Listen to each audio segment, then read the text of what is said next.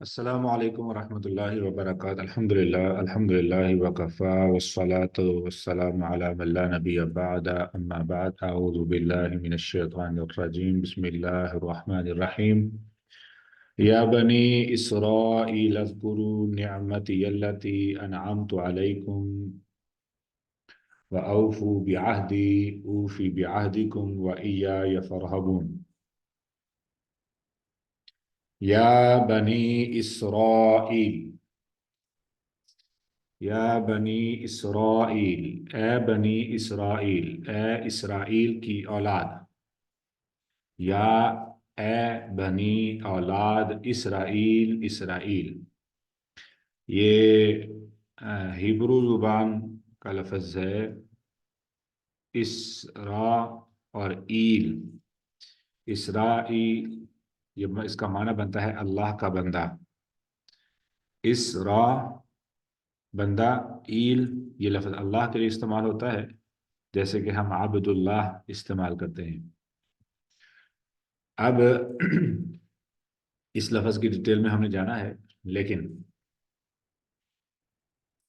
اسرائیل اے اسرائیل کی اولاد اذکرو یاد کرو ذکر کرو یاد کرو نعمتی میری نعمت اب جو گرامر کے سٹوڈنٹس ہیں وہ جانتے ہیں کہ اس کے آخر میں یا جو لگی ہے نعمت کے آخر میں قرآن پاک دکھا ہی دوں تاکہ آپ کو تھوڑی سی آسانی ہو نعمتی میری نعمت میری نعمت اب یا ساکن تھی اور آگے جو لفظ تھا وہ مشدد تھا تو یا کو حرکت دی جاتی ہے اگلے لفظ کو ملانے کے لیے تو بن گیا نعمتی یلتی نعمتی یلتی یاد کرو میری نعمت کو التی جو انعمتو میں نے انعام کیا ہم نے اس سے پہلے پڑھا تھا لفظ انعمتا کسی کو یاد ہے کہ کہاں پہ یہ لفظ تھا انعمتا اب استعمال ہو رہا ہے انعمتو سورۃ الفاتحہ میں استاد. جی انعمتا سورۃ الفاتحہ میں اب انعمتا کا معنی تھا تو نے انعام کیا تو نے انعام کیا نوازا ٹھیک ہے لیکن اب جو ہے ہمارے پاس ہے اگلا لفظ جو کہ انعمتو ہے ٹھیک ہے انعمتو لفظ بولنے سے کیا فرق پڑا کہ کوئی میں نے نعمت اپنی نازل کی تمہارے اوپر ہاں جی صیغہ کہ چینج میں ہو نے گیا نا. انعام اللہ تعالیٰ اپنے کو کہہ رہا ہے نا کہ میں نے انعام نازل کیا تمہارے اوپر نعمت میں نے نازل کی. نعمت کی تو صراط الذین انعمت ہمیں ان لوگوں کا راستہ دکھا جن پر تو نے انعام کیا اور اللہ رب العزت خود ہی فرما رہے ہیں یہ ہیں وہ لوگ جن پر میں نے انعام کیا تو یہ بھی ہم نے غور کرنا ہے کہ یہ کیا ہو رہا ہے ٹھیک ہے کیا یہ وہ لوگ ہیں جن کے بارے میں ہم بات کر رہے ہیں سورۃ الفاتحہ میں ٹھیک ہے وہ بھی سمجھنا ہے ٹھیک ہے میرا جو ریئیکشن ہے وہ پراپر نہیں تھا یعنی کہ بنی اسرائیل میں سے بھی انبیاء ہیں صالح لوگ موجود ہیں ٹھیک ہے اور انہی میں وہ بھی ہیں جو جنہوں نے انکار کیا یا بغاوت کی اذکروا نعمتی التی انعمت علیکم انعمت میں نے انعام کیا انعمتا تو نے انعام کیا انعمت میں نے انعام کیا انعمتی یہ فرق آئے گا انعمتا تو ایک مرد نے انعام کیا انعمتی تو ایک عورت نے انعام کیا جب تی آئے گا اسی لیے جب ہم عربی میں جزاکم اللہ جزاک اللہ لفظ بولتے ہیں جزاک اللہ خیر رائٹ تو مرد کے لیے بولا جاتا ہے جزاک اللہ خیر اور خاتون کے لیے بولا جائے گا جزاک اللہ خیر جزاک اللہ خیر ٹھیک ہے اب کا کے اوپر جو زبر ہے وہ مرد کے لیے تا کے اوپر زبر جو ہے وہ مرد کے لیے کاف کے نیچے زیر اور تا کے نیچے زیر فعل ماضی کے آخر میں جو استعمال ہوتی ہے وہ مؤنث کے لیے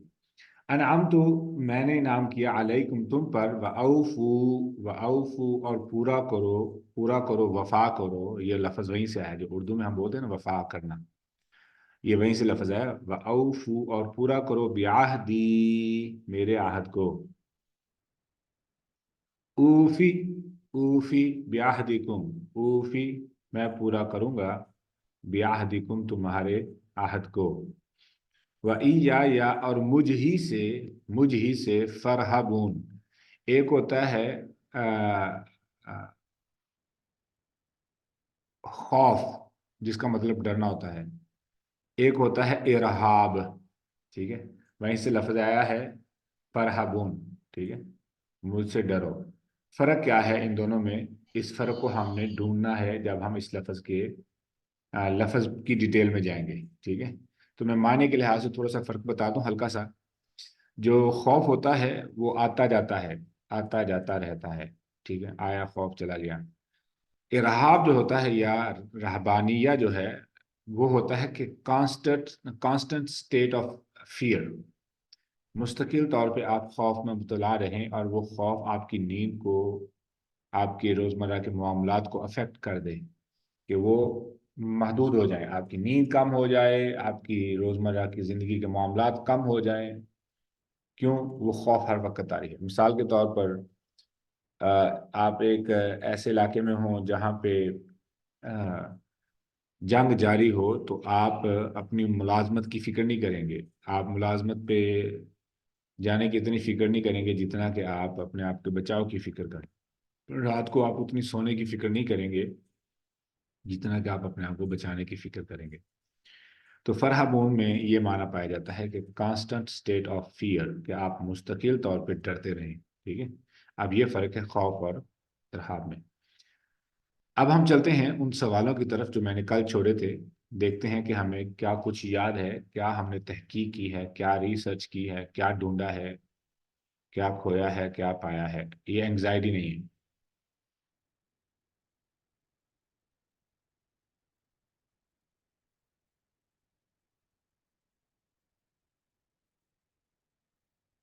हाँ, वह इय्याकुम इसलिए कहा जाता है कि आप एहतराम में कुम लगा देते हैं, ठीक है। तो ये जैसे उर्दू में आप एक मर्द के लिए भी है और आप सब के लिए भी है। जब हम किसी छोटे के साथ बात करते हैं तो हम तू बोलते हैं, लेकिन हम उम्र या अपने से ज्यादा उम्र के लिए हम आप बोलते हैं। आप क्या खाना पसंद करेंगे क्यों कहते हैं। तो ये वही टेक्निक है जज़ाकुमुल्लाहु व इय्याकुम के अंदर। अस्सलाम वालेकुम में भी कुम आता है। हाँ, वही चीज़ है जी। जी, अब कल सवाल थे कुछ, क्या सवाल थे और उनके क्या जवाब हैं? जी, कौन बताएगा कल वाले सवाल?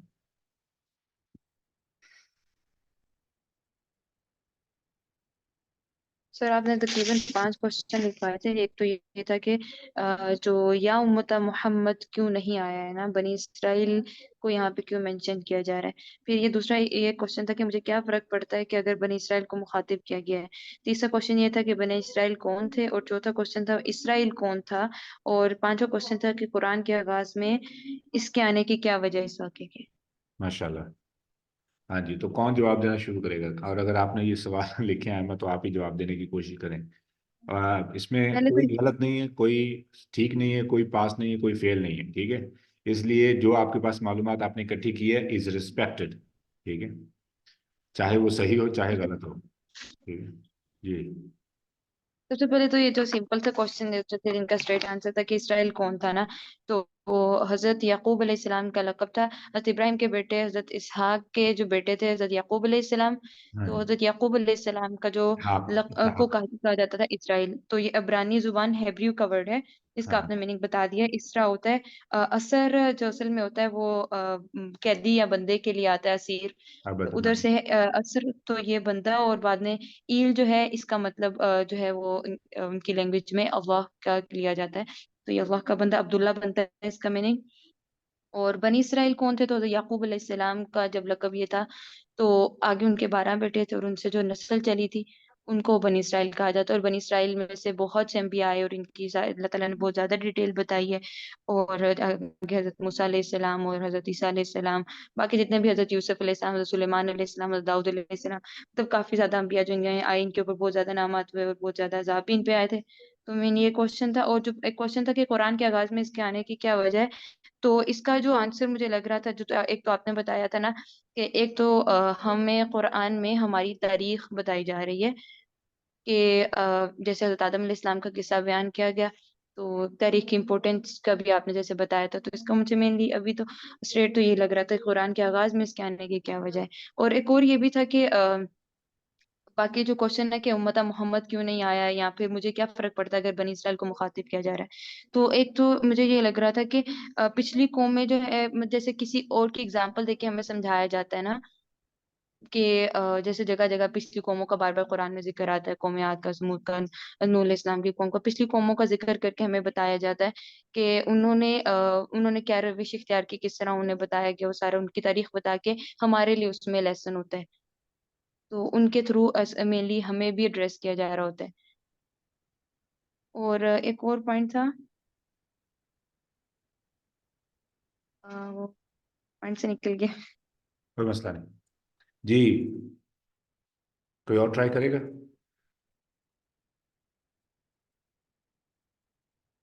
ایک یہ بھی تھا نا کہ انسان جو ہے نا، انسان کی نفسیات یا کیمسٹری جو ہے وہ حضرت آدم علیہ السلام سے لے کے آج تک وہی ہے، تو انسان نہیں بدلا، حالات بدل جاتے ہیں، زمانہ وقت گزر جاتا ہے، لیکن انسان وہی رہتا ہے۔ تو جس طرح کی ان کی اگزامپل دیکھیے ہمیں سمجھایا جا رہا ہے کہ ہمارے لیے ان میں بہت سے سبق ہیں اس قوم سے لینے کے لیے۔ جزاکم اللہ خیر جی، کون آئے گا؟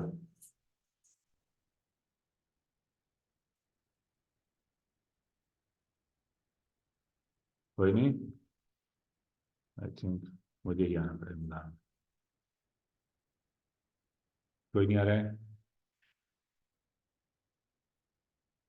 سر ویسے اور جو میں نے پڑھا تھا وہ یہ بھی پڑھا تھا کہ مولانا مودودی کی جو تفہیم القرآن ہے اس کو دیکھا تھا، اور اس میں انہوں نے یہی لکھا ہوا تھا کہ ایک تو وہاں پہ مکہ میں ایٹ دیٹ ٹائم دیکھا جائے تو بنی اسرائیل کو ان کے سامنے ان کو ڈریس کیا جا رہا تھا، اور ان کی جو بھی تھا ان کو ساری ہسٹری ان کے سامنے اس طرح سے رکھی جا رہی تھی، اور اس کے علاوہ ان کی کمزوریاں بھی بتائی جا رہی تھیں، اس طرح سے انہوں نے 2-3 پوائنٹس رکھے ہوئے تھے اس میں آپ کور کرتے ہیں کہ انشاءاللہ، یو آر پریٹی کلوز، لیکن ان کو ڈیٹیل سے ہم سمجھتے ہیں انشاءاللہ۔ سب سے پہلے جب ہم نے یا ایھا الناس اعبدوا ربکم الذی خلقکم والذین من قبلکم لعلکم تتقون کی تفسیر پڑھی تھی، تو وہاں پہ میں نے کچھ بتایا تھا جو کہ اس آیت کے ریلیٹڈ بھی ہے۔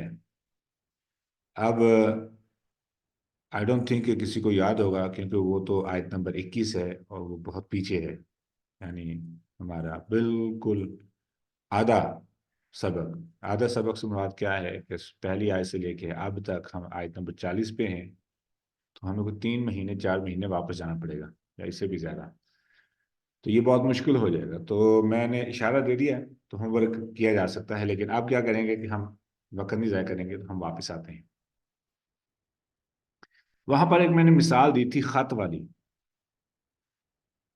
کون تھا اس کلاس میں اور کس کو یاد ہوگا کہ وہ خط والی مثال کیا تھی؟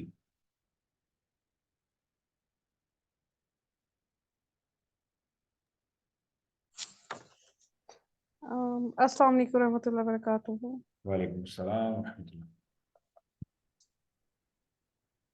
سر وہ خط والی مثال ایسے تھی کہ خط کسی اور زبان میں ہے، سمجھ کسی کو نہیں آ رہا، اور ماں کی آپ نے محبت کی اگزامپل دی تھی، اور وہ اس کو چوم رہے ہیں، اور وہ اس قسم کا مطلب کہ بیٹے کا خط آیا لیکن ان کو سمجھ نہیں آ رہا، پڑھنا نہیں آتا، کچھ اس قسم کی اگزامپل تھی۔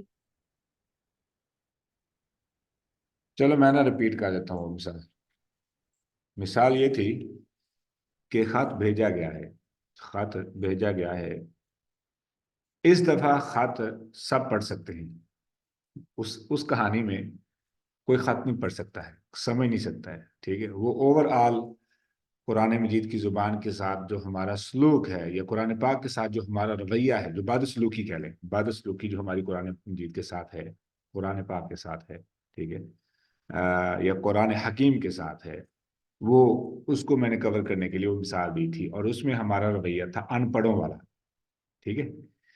اب اس کہانی میں اب چونکہ ہم پڑھے لکھے ہو رہے سے مراد کیا ہے کہ ہم قرآن پاک کو سمجھ رہے ہیں، تو جتنا ہم سمجھ رہے ہیں اتنی ہی ہمارے پاس معلومات اکٹھی ہو رہی ہے۔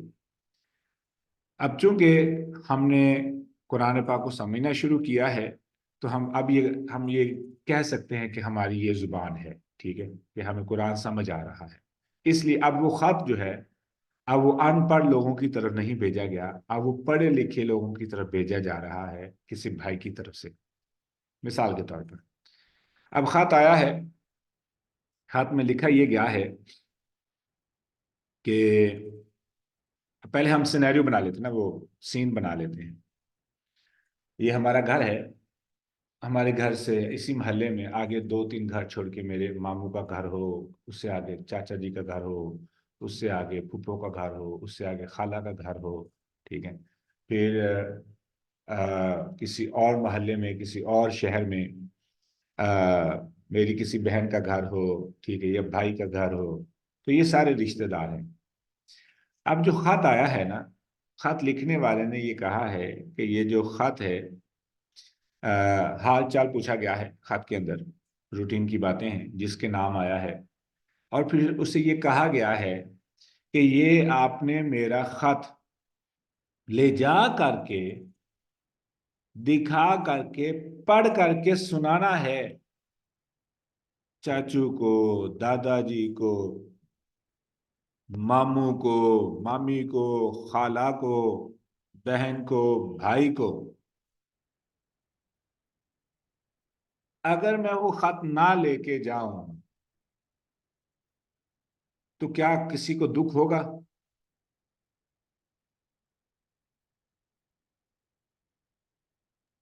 جی ہاں جی، کس کو دکھ ہوگا؟ جس نے مجھ پہ اعتبار کر کے مجھے خط لکھا، اسے دکھ ہوگا۔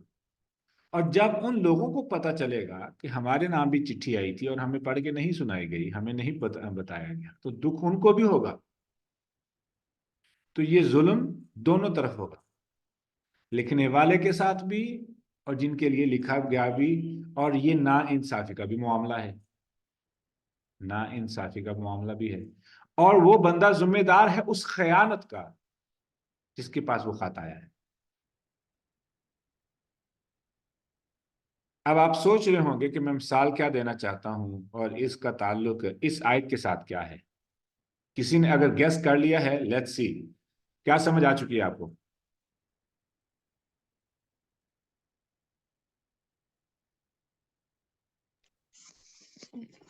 وہی کہ اللہ کی طرف سے بھیجی ہوئی کتاب کو پہنچانا ہم سب کی جو ذمہ داری ہے، تو ظاہر سی بات ہے اس کو اگر آپ نہیں پہنچائیں گے دوسرے تک تو ہماری بھی پوچھ ہوگی اور خیانت ہوگی ہے کہ ہم اس اب اس خط کو دیکھ لیتے ہیں، خط میں لکھا گیا ہے، لکھا کیا گیا ہے؟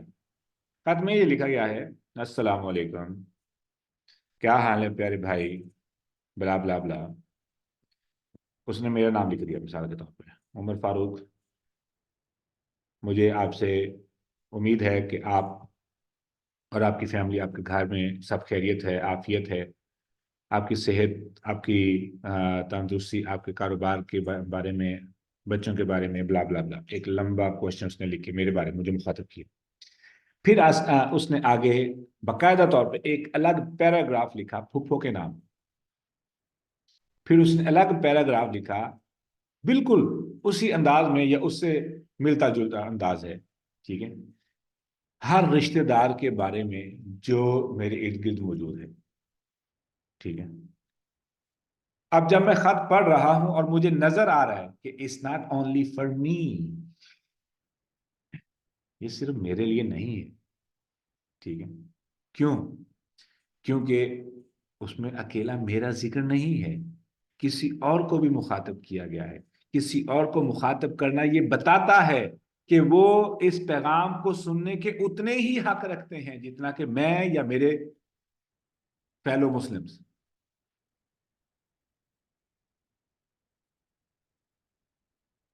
اور اگر وہ بہت زبردست مثال دی آپ نے۔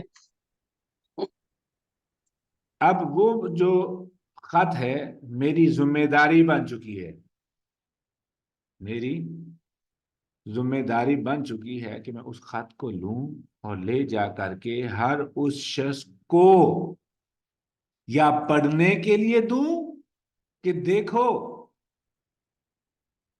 جیسے مجھے مخاطب کیا گیا ہے ویسے ہی آپ کو بھی مخاطب کیا گیا ہے، بھلے کہ یہ کتاب یہ خط آیا میرے پاس ہے، لیکن آپ بھی اس کے اتنے ہی حق رکھتے ہیں جتنا میں حق رکھتا ہوں۔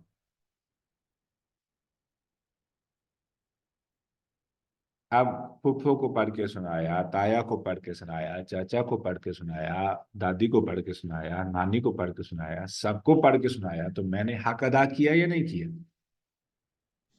کر دیا۔ تو جیسے کہ ابھی سسٹر نے بولا، آئمہ نے، کہ وہ تفسیر پڑھ رہی تھی مولانا مودودی رحمہ اللہ کی، تو مجھے لگ رہا تھا کہ آپ وہ پوائنٹ پکڑ لیا آپ نے، ٹھیک ہے، and you are pretty close, that was the point as well, کہ مدینے میں یہود موجود ہیں، مدینے میں یہود موجود ہیں۔ اب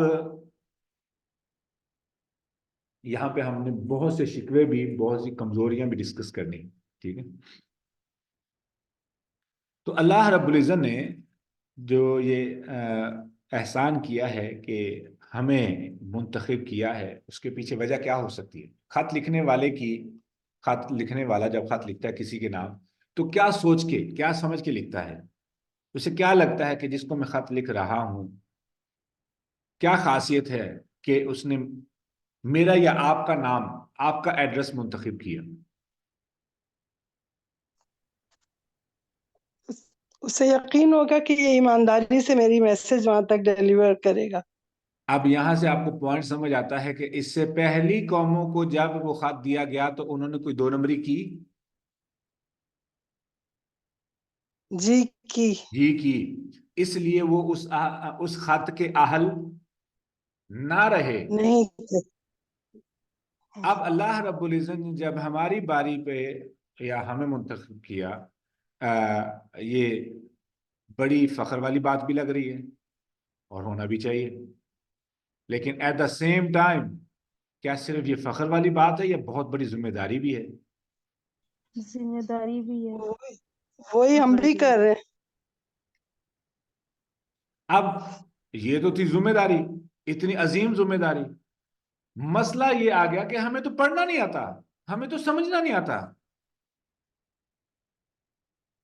اب اس دکھ کو سمجھنے کے لیے، اس دکھ کو سمجھنے کے لیے ہمیں واپس آیت نمبر 21 پہ جانا پڑے گا۔ یا ایھا الناس اعبدوا ربکم الذی خلقکم، اے لوگو، کیوں مخاطب کیا اللہ رب العزت نے؟ اے لوگو، ٹھیک ہے، اے لوگو۔ تو اس کی تفسیر میں نے جو مثال دی تھی وہ ان پڑھ ہونے کی مثال دی تھی، اسی خط کے بارے میں، ٹھیک ہے، اور وہ الگ سے ایک جو ہے نا جھنجھوڑنے والی مثال ہے، تو میں نہیں اس طرف جاؤں گا۔ I'm just referring کہ آپ پیچھے جا کے اس مثال کو ضرور سنیے گا اگر آپ سے مس ہو چکی۔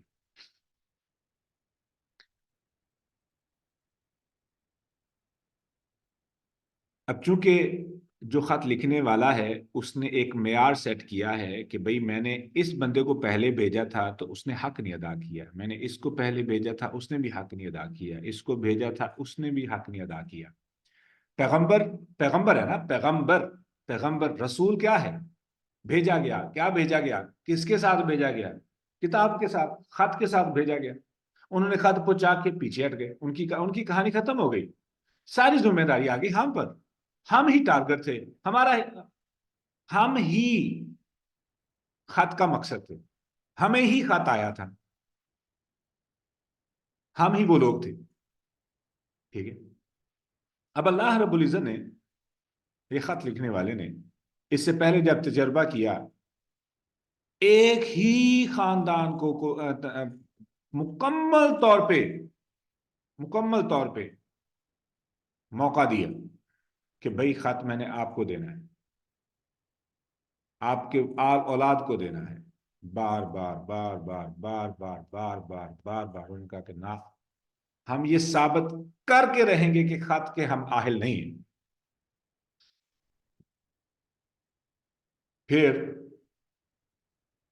بڑی خوبصورتی کے ساتھ اللہ رب العزت نے اس ترتیب کو بدلا۔ کیسے بدلا؟ میں نے ایک عیسائی کے ساتھ بات کر رہا تھا، تو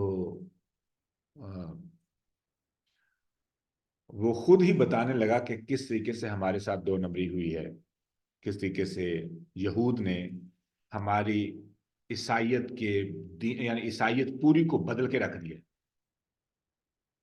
شاید میں نے یہ پہلے بھی اشارہ کیا تھا کہ جب بھی میری کسی عیسائی سے بات ہوتی ہے تو میں ان سے یہی سوال کرتا ہوں کہ وہ کیا چیز تھی کہ تاریخ میں یہود و نصارہ کے درمیان، یہود و عیسائیوں کے درمیان، between Jews and Christians there are hundreds of wars، کتنی جنگیں ہو چکی ہیں عیسائیوں اور یہودیوں کے درمیان. پھر کیا ہوا کہ وہ جنگیں ختم ہوئی اور وہ دشمنیاں دوستی میں بدل گئی. وہ کیا سبب بنا، کیا وجہ بنی؟ کہیں ایسا تو نہیں کہ جب تک عیسائیوں کو یہ پتا تھا کہ یہودی ہیں جنہوں نے ہمارے پیغمبر کو کروسیفائی کرنے کی کوشش کی تو نفرت برقرار تھی، پھر اچانک اس قتل کو خودکشی میں بدل دیا گیا، الزام خود عیسیٰ علیہ السلام پر لگا دیا گیا، یہود اس الزام سے مبرہ ہو گئے اور دشمنی ختم ہو گئی. بندہ سوچ میں پڑ گیا، کہنے لگا یہ تو لگتا تو کچھ ایسے ہی ہے. یس، یہ دو نمبری ہوئی ہے.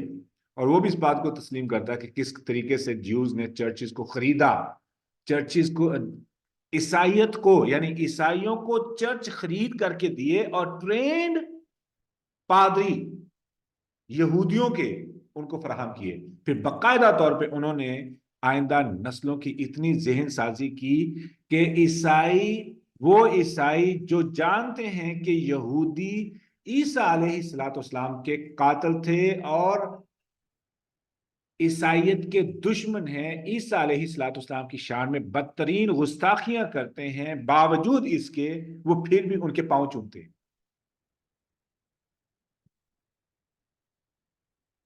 میں نے پارک میں واک کے لیے گیا تو بینچوں کے اوپر نا، پارک کے اندر بینچوں کے اوپر چھوٹے چھوٹے پمفلٹ پڑے ہوئے، پمفلٹ نہیں، بکلیٹس، چھوٹے چھوٹے کتابچے. تو اس کتابچے کو میں پہلے بھی دیکھ چکا تھا، وہ اسپیشلی ٹارگٹ کر کے وہ ہماری دکان پہ پہنچایا گیا تھا. تو میں وہ کتابچہ دیکھا تو میں نے فوری طور پہ اٹھایا. میں نے کہا اس سے پہلے کسی عیسائی کے ہاتھ میں ہے، let's see what is it. پھر میں جب وہاں سے نکلا امریکہ سے، ترکی ایئرپورٹ پہ اترا تو ترکی ایئرپورٹ پہ بھی وہ کتابچہ اسی خاندان کا، اسی پرنٹنگ پریس والوں کا، وہ ترکی کے ایئرپورٹ پہ بھی پڑا ہوا. میں جو ایئرپورٹ پہ ویٹنگ ایریاز ہوتے ہیں وہاں پہ مڈل جو درمیان میں بینچ پڑے ہوتے ہیں وہاں پہ رکھا ہوا کسی. یعنی عیسائی باز نہیں آ رہے اپنی دعوت و تبلیغ سے. نہیں آنا چاہیے بھائی، ٹھیک ہے، ہمیں بھی باز نہیں آنا چاہیے، لیکن ہم باز آ چکے ہیں. کیوں آ چکے ہیں؟ کیونکہ آج اس دکھ کو سمجھتے ہیں.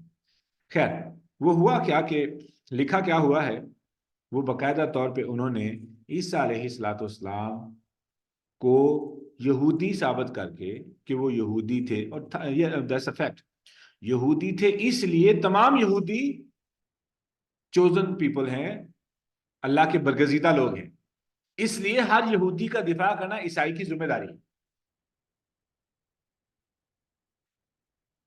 2000 سال کی تاریخ سے ان کی جنگیں چل رہی ہیں. کس طریقے سے کاروائی ڈالی ہے کہ اب پوری عیسائیت یہودی کے دفاع میں کھڑی. اس بک کو یہاں شیئر کیجیے گا پلیز، لنک.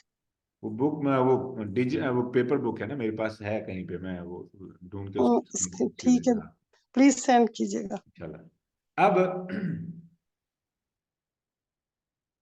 اللہ رب العزت نے جب آزمایا کہ ان کو میں نے ان کے خاندان سے انبیاء بھیجے، ان کو بار بار پیغام دیا، ان کو بار بار صحیفے دیے، کتابیں دی، سب کچھ کیا، لیکن انہوں نے حق نہیں ادا کیا. پھر اللہ رب العزت نے بڑے طریقے سے ان سے نبوت کی جو ایک ہوتا نا فخر جو یہ کرتے تھے کہ ہمارے بیٹے انبیاء ہیں، ہم انبیاء کے باپ ہیں، تو یہ ان کو بہت بڑا فخر تھا، ان کے لیے ہونا بھی چاہیے تھا، ظاہر حقیقت تھی. تو یہ فخر اللہ رب العزت نے بڑے طریقے سے ان سے چھینا. پہلے ان سے اس بات کا فخر کرنے کا حق اس طریقے سے چھینا کہ عیسیٰ علیہ السلام کا کوئی والد ہی نہیں تھا، جو اس بات کے انتظار میں تھے کہ یہ میرا بیٹا ہو سکتا ہے، میرا بیٹا نبی ہو سکتا ہے، میرا بیٹا نبی ہو سکتا ہے، میرا بیٹا نبی ہو سکتا ہے. یہ اس گمانڈ میں تھے اللہ رب العزت نے اس گمنڈ کو خاک میں ملا دی. پھر آگے کیا کیا؟ انہوں نے کہا کہ چلو یہ نہیں تو ہو سکتا. فائنل پیغمبر اللہ رب العزت نے نسل ہی بدل دی. پہلے ولدیت کا حق چھینا پیغمبر کے، اب تم باپ بھی نہیں بن سکتے. پھر خاندان ہی بدل دیا. کہاں اسحاق علیہ السلام کی نسل، کہاں پہ ہاں جی، کہاں پہ اسماعیل علیہ السلام کی نسل ہی بدل دی. پہلے ولدیت چھینی، پھر خاندان بدل دیا، یعنی پورا خاندان ہی بدل دیا. اس کے پیچھے وجہ کیا تھی؟ کہ وہ خط جو ان کو بار بار دیا گیا اور اس خط کا جو مقصد تھا انہوں نے نہیں سمجھا. پھر اللہ رب العزت نے کہا کہ میں ایک ایسی امت کو، ایک ایسی قوم کو، ایک ایسی نسل کو یہ خط دوں گا جو کسی ایک خاص قبیلے سے، خاص خاندان سے تعلق نہیں رکھے گی. دنیا کے ہر کونے سے، ہر کنبے سے، ہر قبیلے سے، ہر ملک سے، ہر تہذیب سے، ہر کلچر سے، ہر معاشرے سے، ہر قسم کا انسان اس خط کا صرف دفاع ہی نہیں کرے گا بلکہ اس خط کو پہنچانے میں اپنا حق بھی ادا کرے گا. پھر جن کو اللہ رب العزت نے توفیق دی، یا جنہوں نے اس خط کی اہمیت کو سمجھا، جنہوں نے اس بات کو ریئلائز کیا کہ وہ کتنے عظیم مشن پر ہیں. امت محمدیہ میں پیدا ہو جانا ہی ایک احسان ہے. پھر اس احسان کو جان اور پہچان لینا اور اس کی ذمہ داری کو سمجھ لینا، انسان چین سے نہیں بیٹھ سکتا. ٹھیک ہے؟ تو جن کو یہ محسوس ہوا، جن کو اس بات کا احساس ہوا، پھر انہوں نے قرآن وہاں تک پہنچایا کہ ہم سوچ بھی نہیں سکتے. دعاؤں کی قبولیت کے سنہرے واقعات کے کتاب کے بارے میں نے پہلے بھی تذکرہ کیا تھا. یہ عبد المالک مجاہد صاحب کی کتاب ہے، ایک سیریز ہے باقاعدہ طور پہ، دعاؤں کی قبولیت کے سنہرے واقعات. تو اس میں ایک واقعے کو میں نے پہلے بھی مینشن کیا ہے تھوڑا سا اشارے کے طور پر، کہ تبلیغ کا، دعوت و تبلیغ کا جو گروپ ہے سعودیہ کی طرف سے جاتے ہیں لوگ جنگلات میں، یعنی بے آباد علاقوں میں، یہاں پہ تھوڑی بہت آبادی ہے، وہ پہنچتے ہیں وہاں پہ جا کے اسلام کی دعوت دیتے ہیں. تو اسی طریقے سے ان کو سفر کرنا پڑا.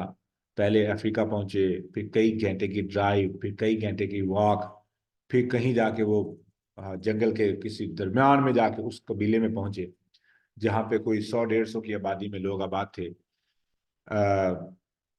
جنگل میں جو زندگی ہوتی ہے بالکل وہی لائف سٹائل. تو وہ ایک میں کہانی کو مختصر کر رہا ہوں اس واقعے کو. تو وہ ایک لیدر کا ایک تھیلا تھا جس کو دیکھ کے وہ عبادت کرتے تھے. تو جب اس ٹرانسلیٹر کے ذریعے بات ہوئی تو پتہ چلا کہ وہ اس تھیلے کی پوجا نہیں کرتے بلکہ اس تھیلے کی رب کی پوجا کرتے ہیں. تو ان کی جب بھی ان کو کسی چیز کی ضرورت پیش آتی تو عجیب قسم کا ڈانس کرتے، عجیب قسم کی آوازیں نکالتے. لیکن ایٹ دا سیم ٹائم ان کا یہ نظریہ تھا کہ اس تھیلے کا جو رب ہے وہ حقیقی ہمارا رب ہے. بس یہی ان کے پاس ایمان کی روشنی تھی. بس اتنا سا دیا وہ لے کے بیٹھے تھے. باقی ان کی ٹوٹلی جنگلی لائف ہے. ٹھیک ہے؟ حالانکہ جنگلی بہت پیاری لائف ہے، جس قدر وہ پرسکون ہے دنیا کی غلاظتوں سے، موجودہ غلاظتیں جو ہیں. خیر، تو انہوں نے کہا کہ کیا ہم دیکھ سکتے ہیں؟ انہوں نے کہا جی تو آپ لوگ دیکھ سکتے ہیں. تو اس لیدر کو، تھیلے کو اتارا گیا، کھولا گیا تو قرآن کا صحیفہ اور کوئی 100-150 سال پرانا، اللہ اکبر، وہ ان کے پاس لٹکا ہوا تھا. 100-150 سال پرانا، اور جس کے رب کے وہ لوگ پوجا کر رہے تھے. اور انہیں نہیں معلوم تھا کہ اس کے اندر کیا ہے. یہ قرآن ہے، قرآن. سبحان اللہ. تو کیا وہ ایمان والے تھے؟ جی ایمان والے تھے. اور جتنے مرے ہیں اس عقیدے کے ساتھ کہ اس کتاب کا رب ہے جو ہمارا پالنے والا ہے، وہ سب عقیدہ توحید پہ مرے. سبحان اللہ. اللہ اکبر، اللہ اکبر. خوش قسمتی ہے نا، خوش قسمتی. وہ تھی ہدایت، یعنی یہ ہدایت کا ٹکڑا ہے. ہم نے جو پچھلی آیت میں پڑھا ہے نا کہ لَيَأْتِيَنَّكُم مِّنِّي هُدًى، यअतियन्नकुम मिन्नी हुदन फमन तबिअ हुदाय, जिसने भी मेरी थोड़ी बहुत हिदायत को फॉलो किया। वो थोड़ी बहुत हिदायत क्या है कि खुदा एक है, उसी से मांगना है, वही मुश्किलात का हल करने वाला है, दैट्स इट। तो ये उनके लिए हिदायत का सबब थे। फिर उन्होंने अमली तौर पे देखा भी कि उनको बारिश की जरूरत थी, तो उन्होंने बाजों की जंजीर बनाई, ह्यूमन चेन बना के उन्होंने वो जो थैला था एक पिलर के ऊपर बांधा हुआ था, उस पिलर के इर्द गिर्द उन्होंने डांस करना शुरू कर दिया, हू हा की आवाजें निकालनी शुरू कर दी। थोड़ी देर में बारिश होनी शुरू होगी। उन्होंने कहा जब भी हमें बारिश की जरूरत होती है हम ऐसे इबादत करते हैं, बारिश हो जाती है, हमारा मसला हल हो जाता है। यहाँ पे हम फिरते हैं ईमान के दावेदार। अल्लाह अकबर। ये है ईमान, ये है ईमान कि मांगो और मिल जाए। और किस इंतहा का अकीदा है, किस इंतहा की पाकीज़गी है ना, सोच की पाकीज़गी। हमारे हमारे ईमान का आलम ये है, हमारे ईमान का आलम ये है कि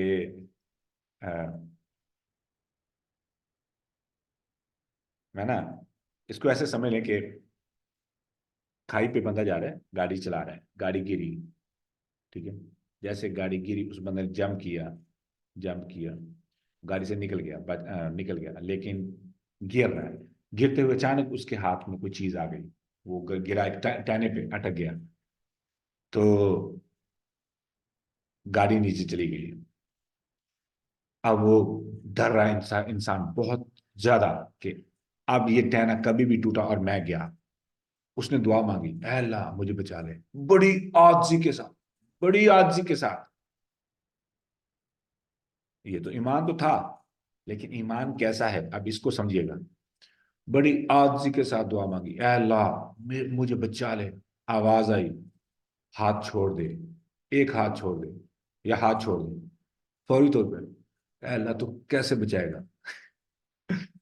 और तेरा ईमान कैसा है? अगर तू कह रहा है या अल्लाह मुझे बचा ले, और अगर तुझे आवाज भी सुना दी गई है कि छोड़ दे हाथ, तुझे बचा लूंगा, और तू अब पूछे कैसे बचाएगा, फिर तेरा ईमान कैसा है? ये कैसे का सवाल कहां से आया? हम रिज़्क मांगते हैं, ऐ अल्लाह मुझे रिज़्क अता फरमा, हलाल रिज़्क अता फरमा, साथ में ये भी सोच रहे होते हैं जॉब तो है नहीं। तो कर क्या रहे हैं? अपने ही ईमान को खुद ही शक में डाल के अपनी ही दुआ को रद्दी में डाल।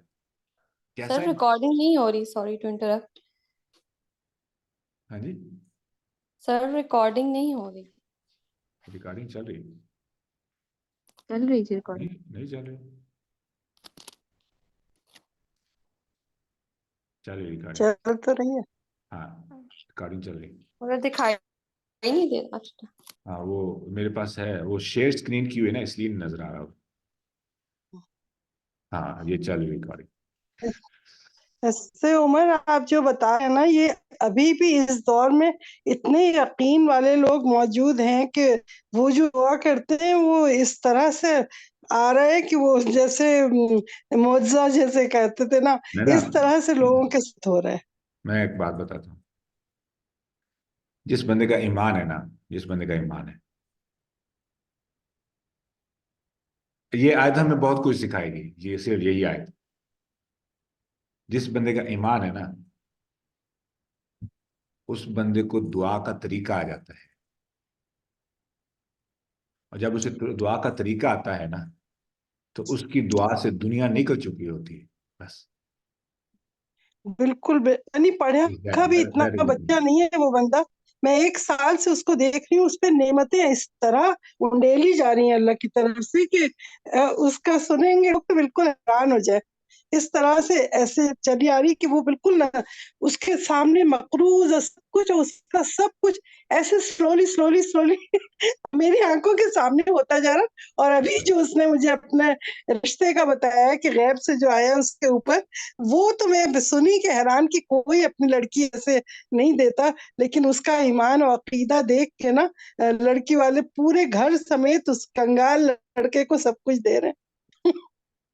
बताएं कितना दिल से वो दुआ करता है, उसकी माँ मैं करती है, सुने, उसके हर पॉइंट समझे मुसीबत ना, पे अल्लाह को पुकारता है। जज़ाकुमुल्लाह खैर, पॉइंट समझे जो मैं पॉइंट बताना चाह रहा हूँ। जिस बंदे के पास ईमान है, ईमान है, اس کو دعا کا طریقہ آ جاتا ہے، اس کو دعا کا طریقہ آ جاتا ہے، اور جب دعا کا طریقہ آتا ہے تو اس میں سے دنیا نکل چکی ہوتی ہے، دنیا نکل چکی ہوتی ہے۔ اس پوائنٹ کو سمجھیں، اس کی دعا سے دنیا نکل چکی ہوتی ہے۔ کیوں؟ کیونکہ اسے اس کا ایمان ہے نا کہ دنیا تو اس کی پریشانی تھی نہیں، دنیا تو اس کی پریشانی تھی نہیں۔ That is my point. اس پوائنٹ پہ غور کریں، یہ بات سمجھنے والی ہے۔ یہ دماغ کے اندر جو کمرہ ہے نا، عقل کا جو کمرہ ہمیں محسوس ہوتا ہے، ٹھیک ہے نا، کبھی خالی بھی ہوتا ہے کبھی بھرا ہوتا ہے نا، اس خالی کمرے کی دیواریں اس جملے سے بھر لیں۔ خیر، یا بنی اسرائیل اذکروا، یا بنی اسرائیل، بنی اسرائیل، بنی اسرائیل۔ اب اللہ رب العزت نے ایک تجربے کے بعد، ایک لمبے عرصے کے تجربے کے بعد یہ فیصلہ کیا کہ اب یہ خط ان کو نہیں دینا، اب ان کو دینا ہے جو اس خط کا حق ادا کریں گے۔ پھر اس کو اللہ رب العزت نے اس انداز میں بیان فرمایا، کنتم خیر امت اخرجت للناس تأمرون بالمعروف وتنہون عن المنکر، تأمرون بالمعروف وتنہون عن المنکر، تم ایک بہترین امت ہو، تم ایک بہترین امت ہو۔ کیوں؟ بہترین تؤمنون امت باللہ، بننے کے لیے جو شرط بتائی جا رہی ہے کہ تأمرون بالمعروف، تم نیکی کے بارے میں تلقین، نیکی کے بارے میں ترغیب، نیکی کے بارے میں مشورہ دیتے ہو۔ اب تأمرون کا معنی غلط لیتے ہیں جس کا بڑا نفسیات پہ بڑا امپیکٹ پڑتا ہے۔ اور تم برائی سے روکنے کی لوگوں کو کوشش کرو، وتنہون عن المنکر، ٹھیک ہے، لوگوں کو نیکی برائی سے روکتے ہو۔ اچھا خیر، اب امت کا انتخاب کیا؟ اینڈ پہ ہے نا وتؤمنون باللہ، اس لیے کہ تم اللہ پہ یقین رکھتے ہو۔ جی، اب جو ہمارے پاس جو ذمہ داری ہے وہ کیا ہے کہ اس خط کو لے کر کے جو ہمیں دیا گیا ہے، ہمیں اس لیے دیا گیا ہے کہ ہمارے اندر صلاحیت رب تعالیٰ کو نظر آئی۔ آپ لوگوں کا یہاں پر جمع ہونا، مجھ جیسے بیکار قسم کے انسان سے اس آیت کو سمجھنا، آپ لوگوں کا اپنا وقت نکال کے اس آیت کو سمجھنے کی جو کوشش ہے، اس کے پیچھے اگر ہم ایک لمحے کے لیے سوچیں، یہ دن، یہ گھڑی، یہ وقت مقرر تھا۔ اللہ رب العزت نے اسی طریقے سے اس کلاس کو لوح محفوظ میں ترتیب دیا ہوا تھا۔ اللہ رب العزت کو اس بات کا پتہ تھا کہ میرے بہت سارے مسلمانوں میں سے، یعنی ہزاروں کروڑوں کی تعداد میں سے کچھ ایسے بے چین بھی ہوں گے میری خاطر، جو میری آیت کو سمجھنے کے لیے اپنی نیند بھی، اپنا وقت بھی، اپنی ذمہ داریاں بھی قربان کر کے اس پیغام کو سمجھنے کی کوشش کریں گے اور اس پیغام کو آگے پہنچانے کی کوشش کریں گے۔ اور عین ممکن ہے کہ اسی بنا پر ابھی تک دنیا محفوظ ہو، کہ جو کلاسیں دنیا کی چل رہی ہیں قرآن کو سمجھنے کے لیے، قرآن کو سمجھانے کے لیے، وہ کلاسیں چونکہ اللہ رب العزت نے پلان کی ہوئی ہیں، ان کلاسوں کی بنا پر دنیا آفتوں سے محفوظ ہو۔ عین ممکن ہے اس بنا پر، اس آیت کو سمجھنے کی بنا پر، اس آیت کو سمجھانے کی بنا پر میرے ارد گرد کے لوگوں کو سکون میسر آ رہا ہو، عین ممکن۔ جیسے کہ وہ حدیث ہے نا، ایک صحابی آ کے کہنے لگے، یا رسول اللہ، میرا بھائی یہاں پہ بیٹھا رہتا ہے صفحہ کے اندر، میرے ساتھ کام نہیں کرواتا، اسے کہا کریں کہ میرا ہاتھ بٹایا کرے، کچھ 4 آنے کمائی کر لیا کریں۔ رسول اللہ صلی اللہ علیہ وسلم فرمایا، اس کو پڑھنے سے مت رو، کیا معلوم کہ تجھے رزق اس بندے کی وجہ سے مل رہا ہو۔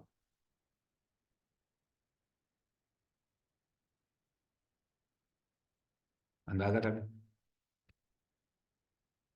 خیر، ابھی تو میں اس موضوع پہ گیا ہی نہیں ہوں، ہمارا ٹائم بھی ختم ہونے والا ہے کہ یہ لفظ۔ خیر، اب آگے سمجھیے گا دکھ کی بات۔ اول تو ہماری مسجد کے قریب میں کوئی عیسائی رہ ہی نہیں سکتا. امریکہ میں، کینیڈا میں، یورپین کنٹریز میں ممکن ہے. کیوں؟ ہماری مسجد میں بھی ایسے ہے. جہاں پہ میں رہتا ہوں، ہماری مسجد کے جو پڑوسی ہیں دونوں سائڈوں پہ، پیچھے بھی آگے بھی، سب غیر مسلمان ہیں. اور الحمدللہ الحمدللہ الحمدللہ مجھے جہاں تک معلوم ہے، جو میں نے ایکسپیرینس کیا ہے، کہ وہ سارے کے سارے انتہا کے آوازار ہیں ہمارے مسلمانوں سے، ہم مسلمانوں سے. سوال ہے کیوں؟ او بھائی، ان کو تو ہم نے پیغام پہنچانا تھا. یا بنی اسرائیل یا ایھا الناس اعبدو، اے لوگو، رب خود مخاطب ہے لوگوں سے. اس رب کے پیغام کو ان تمام معصوم لوگوں تک پہنچانا تھا، جن کو نہیں معلوم، جن کو برین واش کیا گیا، جن کی سوچ بدلی گئی، جس کو ماحول کے اندر گمراہ کر دیا گیا، انوائرمنٹ نے تبدیل کر کے رکھ دیا، بدل کے رکھ دیا. ہماری یہ ذمہ داری تھی، یہ پیغام ان تک لے کے جاتے، ان کو بتاتے کہ ہم کون ہیں، ہم کیا چاہتے ہیں، اور ہمارے پاس کیا ہے آپ کے لیے. آپ کا رب آپ کو کیا چاہتا ہے، آپ سے کیا چاہتا ہے، آپ کے رب کی طرف سے آپ کے لیے کیا پیغام آیا ہے. لیکن ہم نے ایسا نہیں کیا. اللہ اکبر. دکھ ہوتا ہے نا، دکھ ہوتا ہے، ہونا چاہیے. اور ہمارے محلے میں اگر اسی محلے میں مسجد ہو اور اسی محلے میں عیسائی موجود ہو، ہم یہ بات بڑے فخر سے کہہ سکتے ہیں کہ وہ عیسائی مر جائے گا لیکن مسلمان نہیں ہوگا.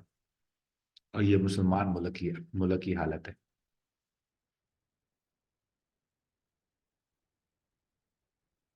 یہ یا بنی اسرائیل اکیلا لفظ یا بنی اسرائیل نہیں ہے. اب میں نے جو پہلا اگلا سوال کیا تھا کہ مسلمان ہونے کے ناطے سے مجھ پہ کیا فرق پڑتا ہے اس لفظ کا. بھئی یہ لفظ تو میرے گربان کو پکڑنے والا ہے کہ نکل نکل یہاں سے، نکل یہاں سے. نکل یہاں سے مراد کیا ہے کہ اٹھ، میرے پیغام کو لوگوں تک پہنچا کے آ.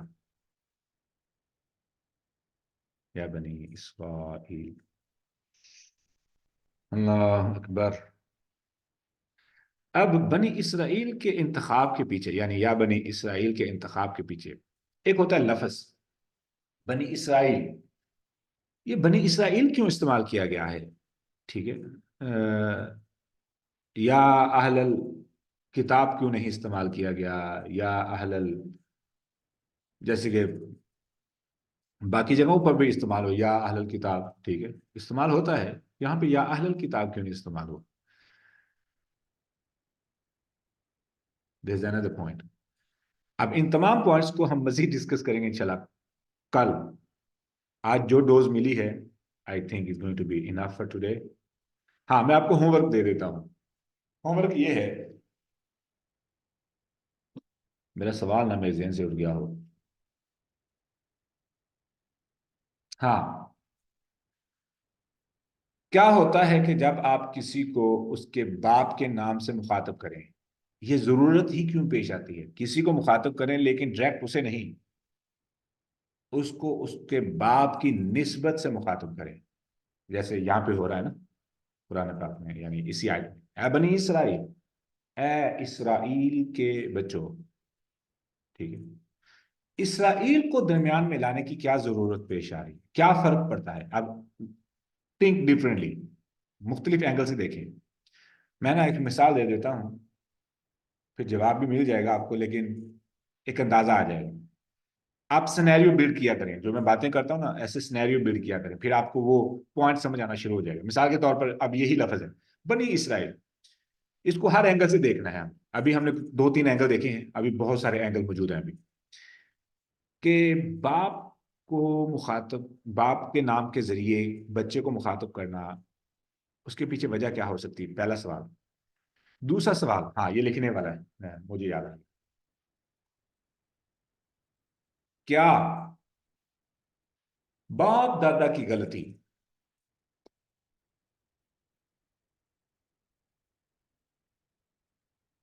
کا الزام یا سزا بچوں کو دی جا سکتی ہے؟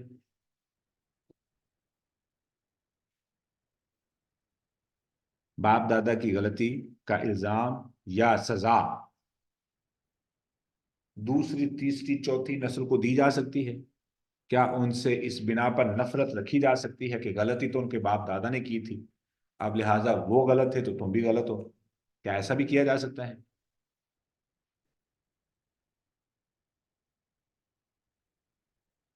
یہ سوال لکھنے والے میں لکھ رہا ہوں تو مجھے بھول نہ دیں۔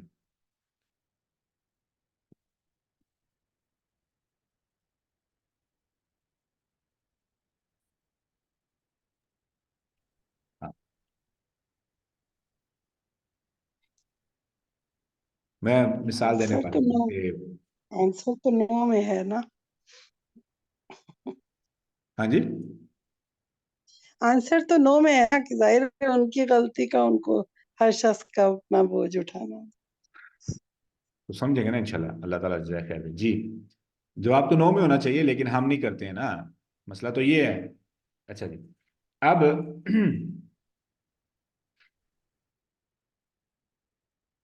ایک بچہ ہے جس کا باپ بہت نیک ہے یا اس کے والدین بہت نیک ہیں، اور وہ کوئی غلطی کرے تو ہم کیا کرتے ہیں؟ مثال کے طور پر قرآن پاک میں یہ طریقہ کہیں اور بھی استعمال ہوا ہے۔ جب مریم علیہ السلام اپنے بیٹے کے ساتھ عیسیٰ علیہ السلام کے ساتھ واپس آئیں تو انہوں نے کہا یا اخت ہارون، یا اخت ہارون، اے ہارون کی بہن۔ اس کے پیچھے وجہ کیا تھی یا اخت ہارون کہنے کے پیچھے؟ کہ ہارون کتنا نیک تھا، کتنا نیک تھا، ٹھیک ہے؟ تو ایک بچہ ہے جو انتہائی شریر ہے، شرارتی ہے، شرارتیں کر رہا ہے، اور اس کے والدین بہت نیک ہیں، تو آپ اس بچے کا نام چھوڑ کے اس بچے کو مخاطب کرنے کی بجائے اس بچے کے باپ کے نام کو مخاطب کریں گے تو آپ کیا کرنا چاہتے ہیں؟ ٹھیک ہے، تو یہی مثال، یہی طریقہ یہاں پہ استعمال ہوا ہے۔ آپ کو جواب مل چکا ہے، ٹھیک ہے، حالانکہ میں نے جواب دیا نہیں لیکن جواب مل چکا ہے آپ کو، ٹھیک ہے، لیکن میں چاہ رہا ہوں کہ آپ اس طریقے سے سینیریو بلڈ کریں اور پھر قرآن پاک کو دیکھیں کہ قرآن مجید کیا چاہتا ہے ہم سے۔ یہ قرآن حکیم ہے نا، تو اس میں کیا حکمت ہے، ٹھیک ہے، تو پھر آپ کو وہ چیزیں نظر آئیں گی جو ہم مس کر جاتے ہیں، جو ہماری تفسیروں میں نہیں موجود، جس کی وجہ سے ہماری وہ وہ سورہ کہف میں بھی تو ہے ابو اما صالحہ، تو اس پہ بھی تو اللہ تعالیٰ نے وہ کیا، کیا کہا؟ وہ جب قصہ تھا وہ کہ ان کی دیوار کو اٹھا دیا، موسیٰ علیہ السلام نے جب ان سے کہا خضر سے کہ آپ کیوں نہیں نہیں نہیں، وہ اور اجرت چیز لیتے ہے، اس وہ اور کی، چیز تو ہے، انہوں نہیں نے نہیں، وہ اور چیز ہے، وہ اور چیز ہے، ہاں، وہ اور چیز ہے۔ خیر، یہاں بھی ہم لیتے ہیں بریک، انشاءاللہ حدیث کی کلاس کا ٹائم ہونے والا ہے۔ اللہ رب العزت سے دعا ہے کچھ سوال کرنا چاہے تو کر سکتا ہے until we finish، یعنی آج کے کل کی کلاس سے تھا، آپ نے جو ہم کہتے ہیں کہ بندہ کافر ہے، تو جب ہم نے اس کی ایگزامپلس پڑھی تھی کہ کفر کیا ہوتا ہے، علمی کفر کیا ہوتا ہے، عملی کفر کیا ہوتا ہے، اور کفر کی ایک بڑی سٹیٹ کیا ہوتی ہے، تو ایک تو ہوتا ہے کہ ایسا ہوتا ہے کہ ایک انسان ہے وہ مسلمان ایمان لے آیا ہے لیکن اس کو علم تھا کسی چیز کا، پتہ ہونے کے باوجود اس نے اس کو رد کیا اور عمل اس کے اگینسٹ جا کے کیا، تو یہ بھی کفر ہے۔ ہاں جی، نماز کو بھی جیسے کہا جاتا ہے، تو یہ والی بات کہ ہم کہتے ہیں کہ بندہ کافر ہے یا خود کو کافر سمجھنے لگنا، تو یہ والی سٹیٹ یہ کب ہوتا ہے کہ کافر کب بندہ کہلانے لگ جاتا ہے؟ اچھا، کہلوا نہیں سکتا ہے کوئی، کہہ نہیں نہ سکتا، that's the point، it's a state of heart and no one can read the heart، یہ دل کا معاملہ ہے، ٹھیک ہے۔ التقویٰ ہا ہونا، ہم نہیں جانتے کون متقی ہے۔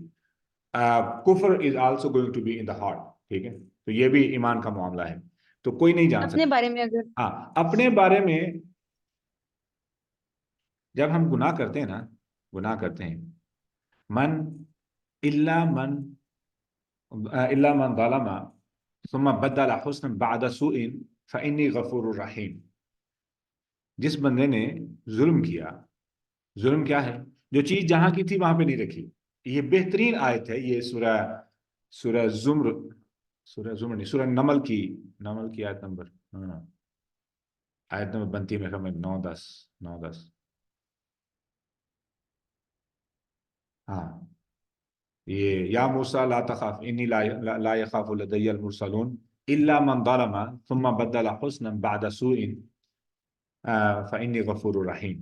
جس کسی نے ظلم کیا اور اس ظلم کے بعد ثم بدل حسنا بعد سوء، بھئی یہ آیت بڑی پاورفل ہے، پھر اس نے بدل دیا اس کو اچھائی میں برائی کے بعد. تو جو بھی غلطی ہوتی ہے، جو بھی گناہ ہوتا ہے، اس کے فوراً بعد جو بھی اچھا نیک عمل کیا جاتا ہے وہ کفارہ بن جاتا ہے پہلے گناہ کا، خواہ وہ توبہ ہو خواہ وہ عبادت ہو. اس لیے کبھی بھی فرائض سے پیچھے نہیں ہٹنا. شیطان دشمن یہ چاہتا ہے کہ انسان اپنے آپ کو اس حد پہ سمجھ کے یہ سمجھنا شروع کر دے کہ میری عبادت کا مجھے کوئی فائدہ نہیں، بس یہی اس کی کامیابی کا سرٹیفکیٹ ہے. جب مجھے اس بات پہ یقین آ جائے، اس بات پہ یقین نہیں اپنے آپ کو آنے دینا. کیوں؟ اللہ رب العزت فرماتے ہیں قُلْ لِعِبَادِيَ الَّذِينَ أَسْرَفُوا، کہہ دیجئے میرے ان بندوں کو جنہوں نے اسراف کیا. اسراف یہ ہوتا ہے کہ آپ گناہ کو بار بار بار بار کریں، حد سے تجاوز کر جائیں. عَلَىٰ أَنفُسِهِمْ، اپنی جانوں پر. لَا تَقْنَطُوا مِن رَحْمَتِ اللَّهِ، اللہ کی رحمت سے مایوس نہیں ہونا.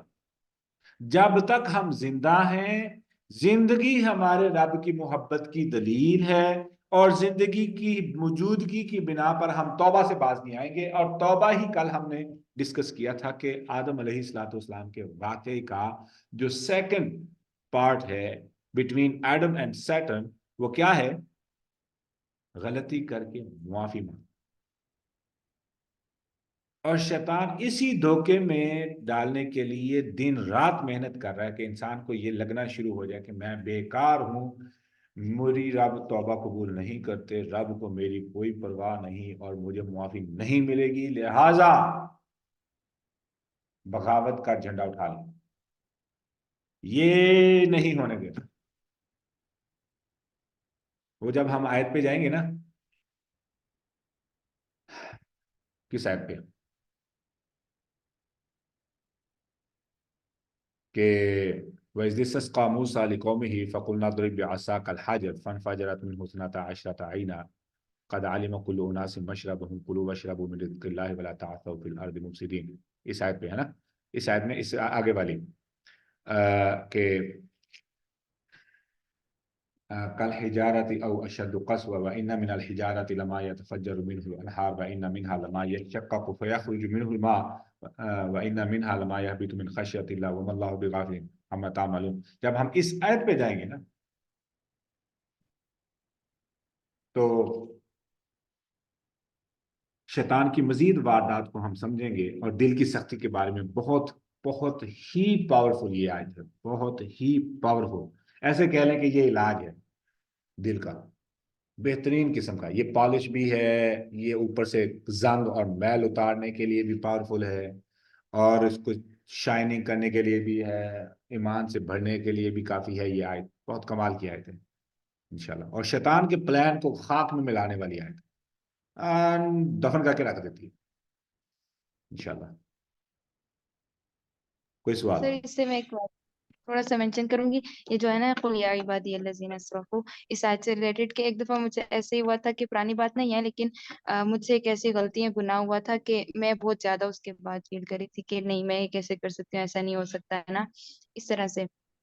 تو میں بہت زیادہ ڈاؤن فیل کری تھی. وہی شیطان کے پاس، شیطان کیا کرتا ہے کہ وہ آپ سے ایک غلطی کروانے کے بعد پھر آپ کو بہت زیادہ مایوس کر دیتا ہے کہ آپ دوبارہ یہ کہتے ہیں کہ میں کس منہ سے نماز بھی کیوں پڑھوں، نماز بھی پڑھتے ہیں تو اس طرح سے کہ میں تو ہوں بہت بری اس طرح سے. لیکن میں اس غلطی کے تھوڑی دیر بعد ہی اللہ سبحانہ وتعالی مجھے ایک انسٹیٹیوٹ میں لے کے گئے، اور مطلب مجھے کام تھا، میں جانا تو تھا. میں وہاں گئی تو ادھر دیوار کے اوپر کیلیگرافی میں یہی آیت لکھی ہوئی تھی. اللہ تعالیٰ نے مجھے فوراً وہ آیت دکھائی، قل یا عبادی الذین اسرفوا. تو یہ ساری آیت وہاں پہ تھی، اور یہ آیت بہت خوبصورت ہے. تو اللہ تعالیٰ بندے سے بہت محبت کرتے ہیں. تو بندہ پھر خود ہی سم ٹائم ہوتا ہے، یہ اسٹیٹ ہوتی ہے کہ انسان ایک گناہ کے بعد پھر اس شیطان اس اسٹیٹ میں رکھتا ہے کہ، اور ایک عرصے تک بندہ مزید گناہ کرتا رہتا ہے اسی گناہ کو لے کر کے میں نے مطلب وہ گناہ کیا تھا، میں تو ہوئی بہت بری، تو اب تو میں مطلب ہوں ہی بری، تو جو مرضی کرتی پھروں، یا پھر اس طرح سے نا. تو شیطان کا یہ بھی وار ہوتا ہے، لیکن اللہ تعالیٰ بندے سے بہت محبت. اس کے لیے لفظ بغاوت استعمال ہوتا ہے. تو شیطان چاہتا ہے کہ کفر کے بعد بغاوت پہ لے جائے. جیسے بندہ بغاوت پہ آتا ہے تو اس سے اگلا درجہ کیا ہے؟ وہ ہے عداوت. بغاوت کے بعد پھر عداوت ہوتی ہے، پھر لوگ اللہ کے خلاف بولنا شروع کر دیتے ہیں. ٹھیک ہے، تو وہ یہ ارلی سٹیج یہی ہے کہ انسان پہلے باغی ہو، ٹھیک ہے، باغی ہو. تو یہ جو انٹرنیٹ پہ یوٹیوب پہ دیکھیں کتنے ایتھیسٹ بیٹھے ہوئے ہیں ایکس مسلمس، کیا ضرورت پیش آ رہی ہے بھائی؟ اس ایکس عیسائی تو ایسے نہیں کر رہے ہیں، کوئی عیسائی کے خلاف بیٹھ کے لکھ رہے ہو ایکس عیسائی talking against Christianity, no. Ex Jew talking against Judaism, ٹھیک ہے، ایکس جیو تو کہیں نہیں لکھا نظر آئے گا. تو یہ ایکس مسلم ٹاکنگ اگینسٹ اسلام، تو یہ پھر بغاوت کے بعد عداوت کا معاملہ شروع ہوتا ہے. تو یہ ارلی کیچ ہے، اگر آپ نے کر لیا تو انشاءاللہ شیطان کبھی نہیں کامیاب ہوگا. گناہ ہونا چاہیے، کہنا نہیں، اس کا مطلب یہ نہیں کہ طلب ہو، ٹھیک ہے، گناہ کی طلب نہیں ہونی چاہیے، گناہ ہونا چاہیے. کیوں؟ گناہ کے بعد جو معافی کا جو عمل ہے اللہ کو بڑا پسند ہے. گناہ کے بعد معافی کا عمل اللہ کو بڑا پسند ہے. اسی لیے وہ رسول اللہ صلی اللہ علیہ وسلم نے حدیث بتائی ہے کہ وہ بندہ بھول گیا، اس کی اونٹنی گم ہو گئی، ٹھیک ہے، اور جب وہ واپس آئی اونٹنی تو اسے اونٹنی دیکھ کر جو خوشی ہوئی وہ بندے کی توبہ پر اللہ رب العزت کو ہوتی ہے، یا ایکسائٹمنٹ، ٹھیک ہے.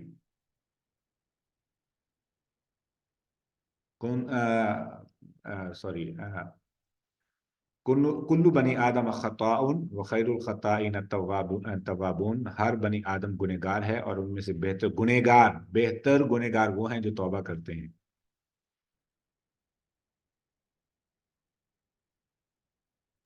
اب ہمارا ایک سر معیار سیٹ ہوتا ہے نا، ہمارا ایک معیار سیٹ ہوتا ہے.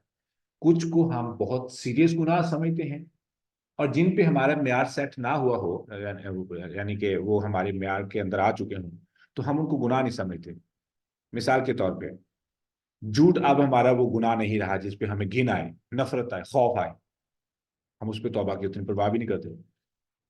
اس کے مقابلے میں ایک گناہ ہے جو معاشرے میں بہت زیادہ گھٹیا جانا جاتا ہے، تو اس بنا پر ہم بھی اس کو بڑا گھٹیا جانتے ہیں، اس گناہ پہ ہمیں بہت فکر ہوتی ہے. تو جو گناہ ہمارے بہت پرسنل ہیں، نظر کا دھوکہ، چہرے کے عنوانات کے ذریعے تکلیف، اذیت، ٹھیک ہے، زبان ہاتھ کی اذیت، ایک لمبی لسٹ ہے جو بڑے بڑے کبیرہ گناہ ہیں، بڑے بڑے کبیرہ گناہ ہیں، اور ہم بڑی باقاعدگی سے صبح سے لے کے شام تک کرتے ہیں. ہمیں ان کا اندازہ بھی نہیں ہے کہ اتنے خطرناک ہیں، لیکن جو خطرناک مشہور ہیں ہم ان کے بارے میں بڑا سیریس ہو جاتے ہیں. حالانکہ گناہ ہے، خواہ وہ میری عادت کا حصہ بن چکا ہو یا نہ بن چکا ہو، امپیکٹ اس کا سیم ہے. پر چونکہ مجھے ایک سیریس لگتا ہے، ایک کام سیریس لگتا ہے، تو